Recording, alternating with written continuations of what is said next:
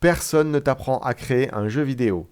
En ligne ou en école, on t'apprend les métiers, on t'apprend les outils, on t'apprend la technique, mais tout relié pour créer un jeu du début à la fin, ça, personne ne te l'enseigne. Et c'est là que beaucoup abandonnent. Pas par manque de talent ou par manque de compétences, mais parce que personne ne leur montre comment tout relier. Je m'en suis rendu compte très tôt sans arriver à mettre les mots dessus. C'était en 1992, j'apprenais à coder en Visual Basic à l'époque, et j'étais fan de Dragon Ball Z, je voulais développer mon premier jeu DBZ. Donc là, je commence à coder, et très vite, je me suis pris un mur en pleine face. Je me rends compte qu'en fait, il faut connaître les graphismes, il faut savoir aussi créer les règles du jeu. Bref, je me rends compte qu'il faut apprendre à décider des choses avant de se mettre à coder. Je ne le savais pas encore, mais je venais de découvrir quelque chose de fondamental. Créer un jeu vidéo, ce n'est pas avoir une compétence isolée. Quelques années plus tard, en 1996, je découvre le SDK, l'éditeur de niveau de Duke Nukem 3D. Et là, nouveau choc. Je me rends compte que développer un niveau, c'est pas seulement placer des murs, mais c'est penser en espace, penser au rythme, penser au spawn des ennemis, raconter quelque chose pendant que le joueur avance. Et là, à nouveau, même constat, si tu crées des blocs sans vision globale, eh ben, tu fais des morceaux, tu fais pas un jeu vidéo. Donc dès mon lancement dans le développement de jeux vidéo, et en l'espace de 4 ans, je me retrouve avec 2 projets non terminés. Et plus tard, quand je suis devenu enseignant, j'ai retrouvé la même chose. Des codeurs brillants bloqués, des artistes 3D talentueux bloqués. Mais pas parce qu'ils ne savaient pas faire au niveau de leurs compétences, mais parce qu'ils ne savaient pas quoi faire ensuite. Et le plus fou, c'est que parfois, il manquait une seule chose. Je les faisais se parler, je les faisais se tourner l'un vers l'autre. Du coup, le codeur, il pouvait expliquer ce qu'il pouvait faire, l'artiste 3D, il expliquait ce dont il avait besoin, et là, tout se débloquait. Ils commençaient à travailler ensemble, ils commençaient à tout intégrer dans le moteur, et ils finissaient par créer quelque chose de fabuleux, de cohérent. Et ça me rendait malade. Parce que je voyais bien que le problème, il venait pas d'eux, mais il venait de la façon dont on leur avait enseigné le jeu vidéo, de manière segmentée, isolée, complètement déconnectée. Et c'est là que j'ai commencé à m'énerver un petit peu intérieurement, parce que ces écoles, elles facturaient 8 500 € l'année, et les prix continuent aujourd'hui d'augmenter.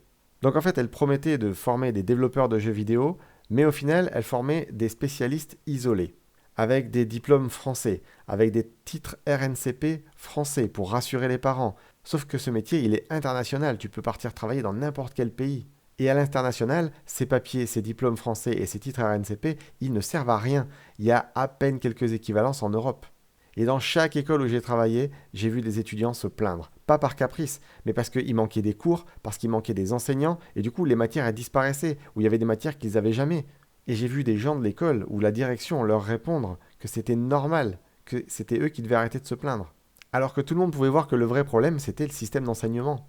Le plus injuste aujourd'hui, c'est qu'on demande à des jeunes de choisir un métier alors qu'ils ne savent pas encore ce que ça implique vraiment, ce que ça veut dire de faire ce métier. Et pourtant, parfois, il suffit juste d'un projet. Je pense à Maxime. Il savait pas trop dans quel métier se spécialiser.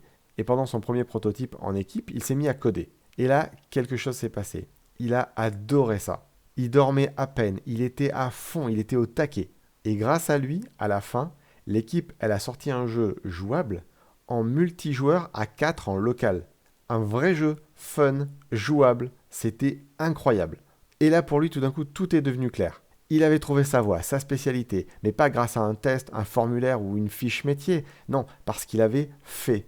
Et attention, Maxime, il n'a pas trouvé sa voie par hasard. S'il a pu se révéler, c'était parce qu'il était dans le cadre d'un projet réel avec des contraintes, des choix à faire, un objectif clair à atteindre, et c'est là que tout se rejoint. Parce que faire un jeu vidéo, ce n'est pas accumuler des compétences. C'est relier les compétences entre elles. C'est faire des choix, prendre des décisions, faire des compromis, organiser son travail. Et tant que personne ne t'apprend ça, tu auras beau regarder tous les tutos du monde, tu tourneras en rond. Bref, je crois que tu comprends maintenant pourquoi j'ai créé la Gameplay Academy, elle est née de tous ces constats. C'est pas pour faire de toi un expert en tout, c'est pas pour remplacer une école, c'est pour te permettre de vivre ça, de réaliser un premier prototype, de toucher à tous les rôles et de voir celui qui te plaît vraiment. Ensuite seulement, tu choisiras ta spécialisation. Ensuite seulement, la spécialisation a du sens. Parce que si tu te sens bloqué aujourd'hui, si tu doutes, t'es pas seul, t'es pas nul, t'as juste jamais eu le bon cadre. Et ça peut changer, c'est ce que je te propose.